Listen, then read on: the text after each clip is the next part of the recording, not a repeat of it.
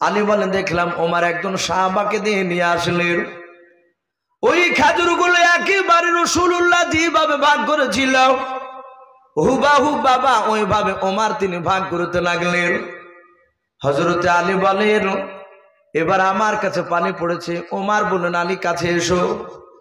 আলী বলেন আমি হাতটা বাড়িয়েছি আর মনে মনে চিন্তা করলাম আমার বিশ্ব নবী যদি আমাকে একটা খেজুর দিয়েছিল নবীকে লজ্জায় বলতে পারি নাই, কিন্তু উমার যদি একটা খেজুর দেয় আমি উমারের কাছে লজ্জা করব না, কারণ ওমর আমার বন্ধু। ওমরের সাথে অনেক বেঈমানের সাথে লড়াই করেছি, আমি ওমরকে চাইতে লজ্জা করব না। একটা দিনে আমি আরো অনেকগুলো খেজুর চেয়ে নিব। যাতে হাত বানিয়েছে আলী বলেন দেখলাম ব্যাগে অনেকগুলো খেজুর ভরা ছিল।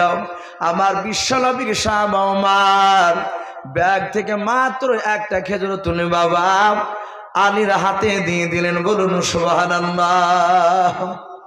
আলী বলছেন ওগো ভাই আমিরুল মুমিনিন বাদশাহ, আপনি একটা খেজুর দিলেন কেন? ওদেরকে 3টা 4টা 5টা করে দিলে, আমাকে আর কিছু দেন।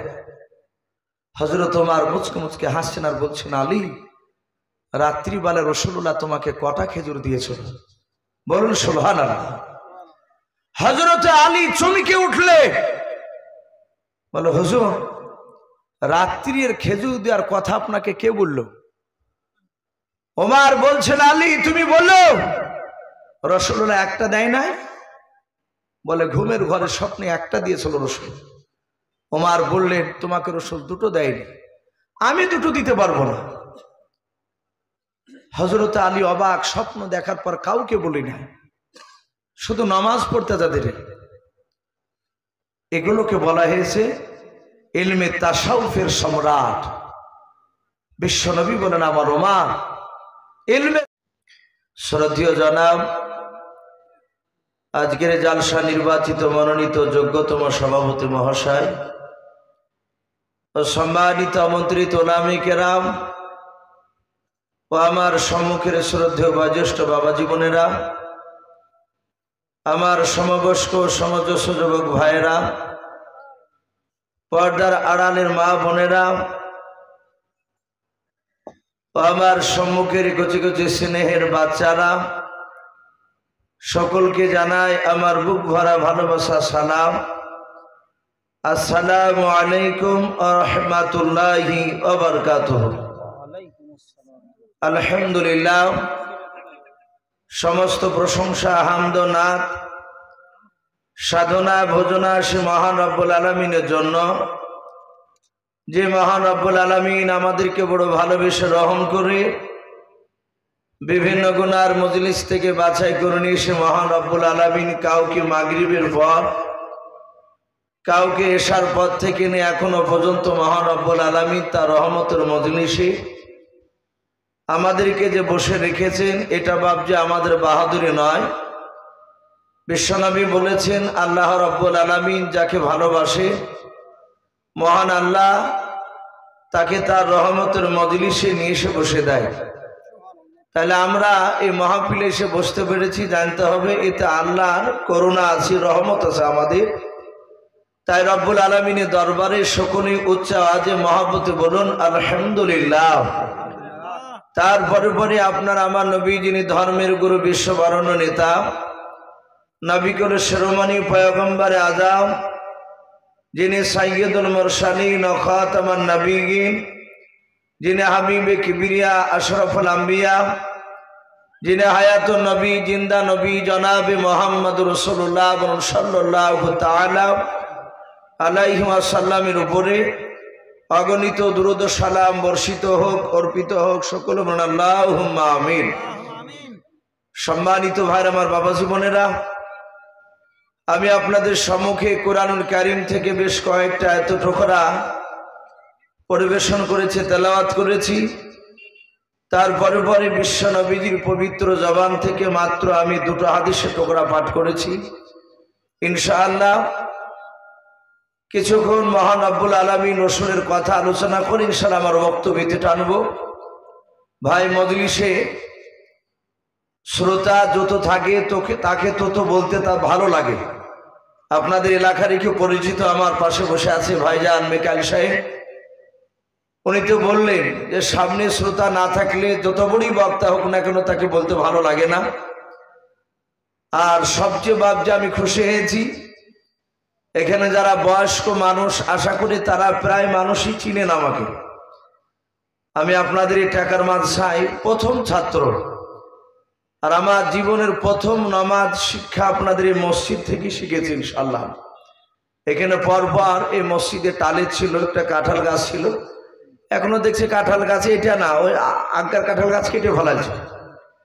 তো দেখেছি এখানে বাবজি 2 বছর আমি তারাবি পড়াচ্ছি, অনেকের বাড়িতে বাবজি আমি খেয়েছি, বেশ কয়েকজনকে আমি চিনতে পারছি, বহুদিন আসা নাই। আলহামদুলিল্লাহ আপনাদের দোয়ায় আল্লাহ রাব্বুল আলামিন বেশ গোটা পশ্চিম বাংলার বাইরেও বিভিন্ন জায়গায় এই 2-4 কথা মহান রব্বুল আলামিন আমাকে আমার জবান দিয়ে রব্বুল আলামিন কথা বলে নিছে। আজকে এসেছি, আপনারা যারা বসে আছেন প্রায় মানুষ আমাকে বলেছেন, যেমন বেগলু চাচা বারবার শুধু বলছে বাপজি একটু খাস করে দোয়া করো। আমার পাশে বসে আছেন ইনিও মসজিদে এসে বলছেন যে বাবা আমার আব্বা তো খুব তোমার নাম করতো, একসঙ্গে বসে বেশ অনেক কয়েকদিন খাবার খেয়েছে, তো একটু দোয়া করো বাবা আমার আব্বার জন্য। খাস করে বাপজি এখানে আজকে জালসা যতটুকু আলোচনা আল্লাহ করাবে, শেষে আমরা আখিরি মোনাজাত নিয়ে বাড়ি যাব, বলুন ইনশাআল্লাহ। আমার বিশ্বনবী পবিত্র জবানে বলেছেন আর দোয়াও মক্ষুল ইবাদা, দোয়া হচ্ছে সমস্ত ইবাদতের মাগাজ, বলুন আলহামদুলিল্লাহ। কিছু মনে করবেন না, এখন প্রতিটা জায়গায় তো বাপজি অনেক রকমের মানুষ হয়ে গিয়েছে। এখন বহু মানুষ বাপজি মোনাজাতকে পছন্দ করে না। আমি দেখেছি যে ব্যক্তি বাপজি মোনাজাত করতে চায় না, বেশিরভাগ সে কোরআন শরীফও ভালো করে পড়তে জানে না, অথচ ডাইরেক্ট সে ইমাম সাহেবকে বলছে যে আপনি কিছু জানেন না। আমি অনুরোধ করব ভাই যারা মোনাজাত করেন না, যারা মোনাজাত করে তাদের বিরুদ্ধে আপনি কথা বলেন না, আর যারা করে আমি তাদেরকেও বলবো, যারা করে না তাদেরকে আপনি আঘাত জন্য কথা বলতে পারবেন না। আমরা আল্লাহ রাব্বুল আলামিনের কাছে দোয়া চাই, আমরা দোয়া করি। আমরা সকলেই জানি সারা পৃথিবীর শ্রেষ্ঠ নবী জনাবে মুহাম্মদ রাসূলুল্লাহ সাল্লাল্লাহু তাআলা আলাইহি ওয়াসাল্লাম, এ বিশ্ব নবী আমাদের সকলে জানা আছে। নবী আমার দুনিয়ার বুকে টোটাল 63 বছর বেঁচে ছিলেন, বলুন আলহামদুলিল্লাহ। মাত্র 63 বছর। এই 63 বছরের জিন্দেগির মধ্যে বিশ্ব নবী আমার মৃত্যুর আগে বিশ্বনবী জীবনীতে পাওয়া যায় রসুল 13 দিন বাবজে আপনার মাথা যন্ত্রণায় কাতর হয়ে বিছানাগত হয়ে পড়েছিলেন। কজন বললাম ভাই? 13 দিন। এই 13 দিন বিশ্ব নবী আমার এক নাই দুই নাই রসুলের জীবনীতে লিখেছে, নবী জিন্দা অবস্থায় নবী আমার মসজিদে নববীতে ইমাম হয়ে সাহাবাদেরকে নামাজ পড়াতে পারেননি। কত ওয়াক্তের মনে আছে ভাই আপনাদের কারো? নবী ক ওয়াক্তের ফরজ নামাজ ইমামতি করতে পারেননি। অনেকে হয়তো শুনেছেন, মনে নেই। বিশ্বনবী টোটাল মৃত্যুর আগে 17 ওয়াক্তের ফরজ নামাজের রাসূলুল্লাহ ইমামতি করতে পারেননি।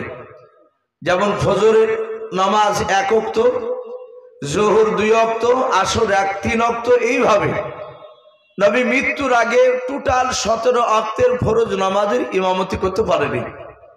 এই 17 ওয়াক্তের নামাজের ইমামতি কে করেছিলেন?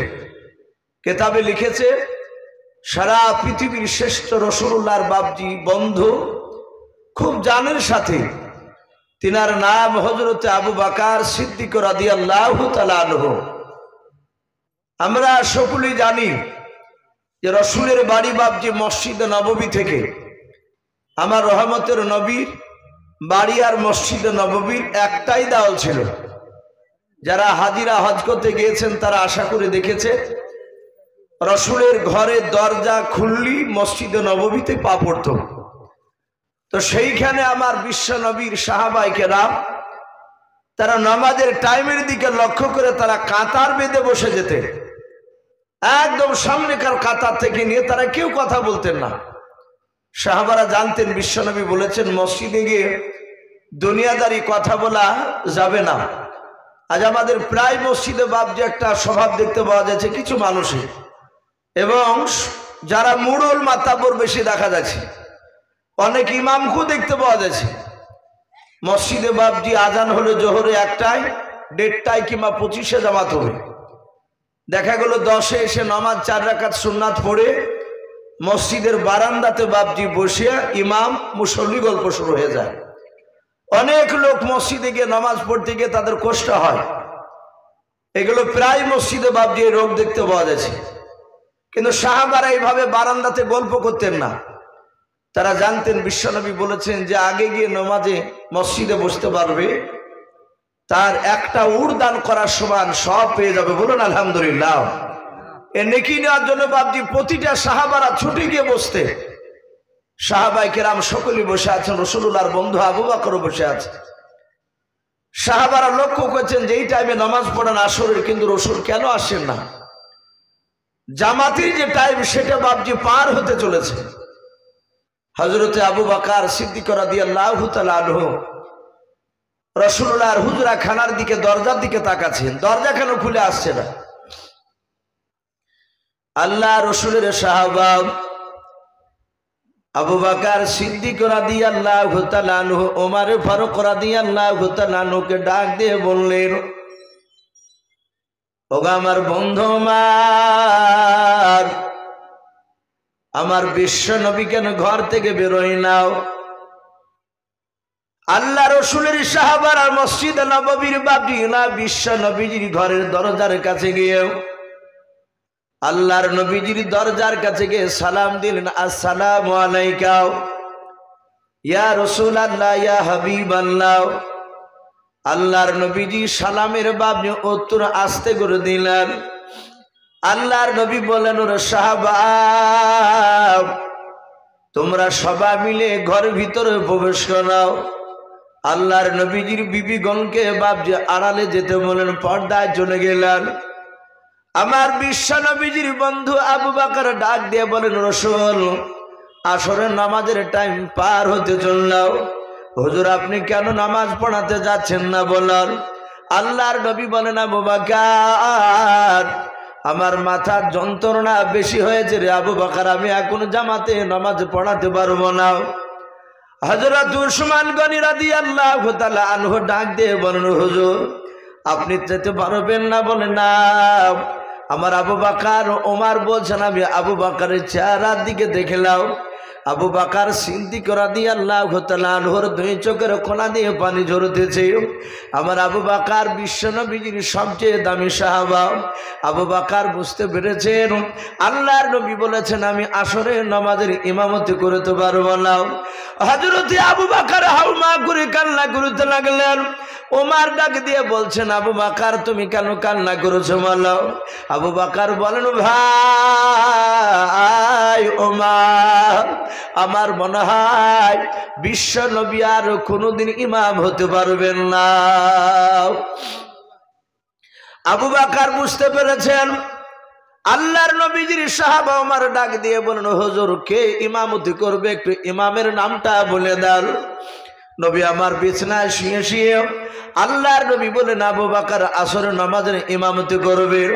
হযরত ওমর বিশ্ব নবীর কাছে হাত দোকানা জোড় করে বলেন, হুজুর বেয়াদবি হলে মাফ করবেন।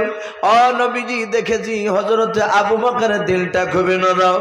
ওগো নবী আমার আবু বকর যদি ইমাম হয়ে দাঁড়িয়ে যায় সেজদায় গিয়ে হয়তো বেহুশ হয়ে যেতে পারে। অন্যান্য সাহাবা রাসূলের বাপজি আপন জামাই হযরত আলী মুর্তজা রাদিয়াল্লাহু তাআলা আনহু আস্তি করে বললেন, হুজুর আপনি দয়া করে আবু বকরকে হুকুম না দিয়ে আপনি হযরত ওমরকে অনুমতি দেন। বিশ্বনবী বলে, না আলী আজকে আসর নামাজের ইমামতি হযরতে আবু বকরই করবে। এভাবে রাসূল 3 বার বললেন। আবু বকর নামাজ পড়ালেন। আমার বিশ্বনবী রহমতের নবী দরুদ নবী আমার কিতাবে লিখেছে, 1 না 2 না বিশ্বনবী ঠিক ইন্তেকাল করার 3 দিন আগে, নবী দুনিয়ার বুক থেকে বিদায় নিয়ে চলে যাবে, হাজার হাজার সাহাবায়ে কেরাম সকলে রাসূলকে গোল করে ঘেরাও করে নিয়ে বসে আছে। আমার দরুদি নবী বিশ্ব নবী ডাক দিয়ে বলেন, আলী আর ওমর দুজনাই তোমরা দাঁড়িয়ে যাও। হযরতে আলী মুর্তজা রাদিয়াল্লাহু তাআলা আনহু, হযরতে ওমর ফারুক রাদিয়াল্লাহু তাআলা আনহু তিনিও দাঁড়িয়ে গেলেন। রাসূলের বাম পাশে বসা ছিলেন। দাঁড়িয়ে নবীজির হাতখানা ধরে বলছেন, ফেদা কাবি অম্মি ইয়া রাসূলুল্লাহ, অগো নবী আপনার পদতলে আমার পিতামাতা বিসর্জন হোক। বলুন, এই যে আমি এখানে আপনার সামনে দাঁড়িয়ে, আপনি কেন আমাকে দাঁড়াতে বলেন একটু বলুন। আমার বিশ্ব নবী বলুন, ওমর আমি মনে হয় পৃথিবীর বুকে বেশি দিন বেঁচে থাকবো না। ওরে ওমর, আমার শরীরে যে জামাটা আজকে দেখতে পাচ্ছ? বলে, হ্যাঁ। আল্লাহ রাসূল যে জামাটা বাপজি ব্যবহার করতে, আমরা অনেকে এখানে ওলামায়ে কেরাম আছি জানি, অনেকে জেনারেল শিক্ষিত ভাই হাদিস হয়তো যারা পড়াশোনা করেন তারাও জানে, নবী যে জামাটা ব্যবহার করতেন বেশিরভাগ সেই জামাটা ছিল গোল জামা, ফাড়া নয়, গোল জামা। ওটাকে বাপজি জুব্বা বলা হয়। কিন্তু বর্তমান এক শ্রেণীর বাপজি আলেম, আমি নাম করব না, আপনাদের এলাকাতেও বাপজি আসে, তারা বেশিরভাগ পাথর সাপড়ি যাওয়ার বাপজি তারা সমর্থ করে। তারাও বলে যে আমরা জুব্বা পরি, রাসূলুল্লাহ জুব্বা পরতো। কিন্তু তাদের জুব্বাগুলো দেখে একটু আলাদা মনে হয়, গোল, কিন্তু বাপজি দেখা যাবে লাভ ছাপানো থাকে, হয় পিঠে না হলে বাপজি হাতে। তা আল্লাহ রাসূল বাপজি ওই লাভ ছাপানো জুব্বা ব্যবহার করতেন না, কিন্তু জুব্বা গোল জামা ব্যবহার করতে। হ্যাঁ, তাই বলে কি ফাড়া জামা কাটা জামা জায়েজ নাই? নবী কাটা জামাও মাঝে মাঝে পরতেন, কিন্তু বেশিরভাগ রাসূলুল্লাহ গোল জামা ব্যবহার করতেন। তো নবী বলেন, ওমর আমি ইন্তেকাল করার পরে আজকে যে জুব্বাটা জামাটা আমার দেখতে পাচ্ছ শরীরে, এই জুব্বাটা আমার ইন্তেকাল করার পর তোমার কাছে আমানত স্বরূপ রাখবা। বলুন আলহামদুলিল্লাহ। হযরত ওমর ফারুক রাদিয়াল্লাহু তাআলা আনহু তিনি বিরাট আনন্দিত যে আমার বিশ্ব নবীজির জুব্বা আমি পেয়েছি। সাহাবারা রাসূলুল্লাহর পা থেকে মাথা পর্যন্ত তারা নিজ চোখে দেখেছিলেন। হাদিসে এসেছে নবীর পা থেকে মাথা পর্যন্ত গোটা শরীরখানা বরকতময় ছিল। বলুন আলহামদুলিল্লাহ। সাহাবারা বলেন, আমরা রাসূলুল্লাহকে দেখতাম নবীজি শরীর থেকে ঘাম বের হতো, তো মুখ তার দানা ঝরতো তাই মনে হতো। সাহাবারা অনেক সময় শিশিতে আপনার ভরে রাখতো ঘামকে, আতরের মতো বাপজি ব্যবহার করত। আল্লাহ রাসূলের এত বরকত গোটা শরীরখানা। সাহাবারা বলছেন এক যুদ্ধের ময়দানে গিয়েছে, আমাদের চামড়ার মুশুকে পানি নেই। নবীকে বললাম, হুজুর ওই মরুভূমির ময়দানে কোথাও পানি পেলাম না। বিশ্বনবী বলেন, পানি পেলে না? বলে না।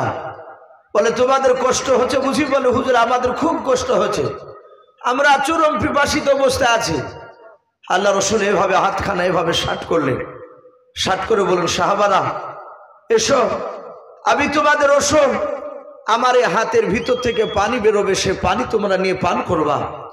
আল্লাহ রাসূল এইভাবে চামড়ার মুশুকের উপর হাত দিলে সাহাবারা বলছেন, খোদার কসম করে বলে আমরা দেখলাম নবীজির দুই আঙ্গুলের ফাঁক দিয়ে ঝরঝর করে পানি ঝরতে লাগলো। বলুন আলহামদুলিল্লাহ।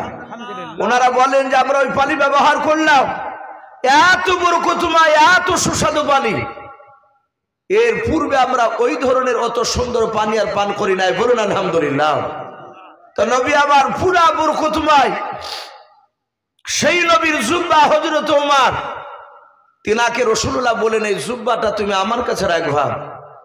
আমরা আরো জীবনী পড়েছি রাসূলুল্লাহর বাপজি অর্ধাঙ্গিনী বিবি খাদিজাতুল কুবরা রাদিয়াল্লাহু তাআলা আনহা, ওনার জীবনী আপনারা অনেকে শুনেছেন, যার ব্যাপারে বলা হয়েছে বিশ্ব মহান রব্বুল আলামিন এই খাদিজাতুল কুবরাকে আল্লাহ রব্বুল আলামিন জিবরিলের মারফতে সালাম পাঠিয়েছিলেন। বলুন আলহামদুলিল্লাহ। যেই মেয়েটাকে বাপজি স্বয়ং আল্লাহ সালাম পাঠায়, সেই মেয়েটা জাহান্নামে যেতে পারে? কথা বলে। এবং নবী আমার দুনিয়ার বুকে 10 জন বাপজি আপনার নারী আর পুরুষকে মিলে রাসূল জিন্দা অবস্থায় 10 জন নারী আর পুরুষের নাম রাসূলুল্লাহ জান্নাতের খোঁজখবরি শুনিয়ে দিয়েছিলেন। তার মধ্যে খাদিজাতুল কুবরা উনি একজন। কেতাবে লিখেছে খাদিজাতুল কুবরা সামান্য এক টুকরা ছিটের জন্য বাপজি রাসূলুল্লাহর কাছে কেঁদেছিলেন। ওনার জীবনীতে এসেছে নবী আমার রজব মাসে বাপজি মেরাজ থেকে ফিরে আসার পরে, যেমন আপনাদের মসজিদ রাসূলুল্লাহর মক্কার মসজিদে হিজরত করার আগেই রাসূলুল্লাহ মেরাজে গিয়েছিলেন। কে বলেছেন 49 বছর বয়স নবীজি, কে বলেছেন না 51 বছর বয়সে নবী আমার ওই মেরাজে গিয়েছিলেন। আমরা জানি 53 বছর রাসূলুল্লাহ মক্কাতে ছিলেন, আর বাকি 10 বছর আপনার বলা হয়েছে 53 থেকে নিয়ে 63 পর্যন্ত, এই 10 বছর রাসূলুল্লাহ মদিনাতে ছিলেন। বলুন আলহামদুলিল্লাহ। তাহলে এখানে বাপজি ওনার বয়স অনুযায়ী বুঝতে পারা যাচ্ছে মেরাজের ঘটনা মদিনাতে নয়, মক্কাতে থাকতেই ঘটেছিল। তো নবী আমার মেরাজ থেকে ফিরে এসে সাহাবাদের সামনে সকালবেলা বয়ান করেছিলেন। সাহাবাদের কাছ থেকে আলোচনা করে রাসূলুল্লাহ সুজা তার বিবি অর্ধাঙ্গিনী খাদিজাতুল কুবরার কাছে গেলেন। যে খাদিজাকে ডাক দিয়ে বলেন, খাদিজা শোনো। খাদিজা ছুটে আসেন, বলো হুজুর বলুন। বলে আমি গত রাত্রিতে আমি আরশে আজিমে গিয়েছিলাম আল্লাহর সাথে দেখা করতে। আমি ওখানে যাওয়ার পর আমি জান্নাত জাহান্নাম সব দেখে এসেছি। ওগো খাদিজাতুল কুবরা, আমি জাহান্নামে গিয়ে দেখলাম পুরুষের তুলনামূলক বেশি নারীরা জাহান্নামের আগুনে তাদেরকে শাস্তি দেওয়া হয়েছে, তারা অনেক আযাবে গ্রেফতার হয়ে আছে। হে আমার খাদিজা, তুমি ভেবো না যে আমার স্বামী পয়গম্বর রাসূল বলে হয়তো কবরে আমার কোনো আযাব হবে না। রাসূলুল্লাহ তার বিবি খাদিজাকে কথা বলছে, ওগো খাদিজা তুমি সাবধান হয়ে যেও, কবর খুব কঠিন ভয়ঙ্কর জায়গা। কবর যে পাশ করতে পারবে সে সব জায়গায় পাশ করে যাবে, আর কবর যে পাশ করতে পারবে না সে সব জায়গায় ফেল হয়ে যাবে। আমার বিশ্বনবী শুধু এতটুকু কথা খাদিজাকে বললে, নবী আমার ওখান থেকে বলে আবার মসজিদে গিয়েছে। আর ওই সময় খাদিজাতুল কুবরা রাদিয়াল্লাহু তাআলা আনহা ঘর থেকে বাপজি বেরিয়ে উঠোনের উপর বসে, খাদিজা হঠাৎ করে বাপজি চুপচাপ বসে থেকে কিছুক্ষণ পর তিনি হাউমা করে চিৎকার করে কেঁদে উঠলেন। আল্লাহ রসুলের কলিজা টুকরা বিটি মা ফাতেমাতুজ জোহরা রাদিয়াল্লাহু তাআলা আনহা, তিনি ঘরে ছিলেন। রাসূলুল্লাহ বিবি খাদিজাতুল কুবরা কান্নার আওয়াজ ফাতেমাতুজ জোহরা শুনতে পেয়ে ঘর থেকে বাপজি সোজা বেরিয়ে এসে মার কাছে ছুটে আসে।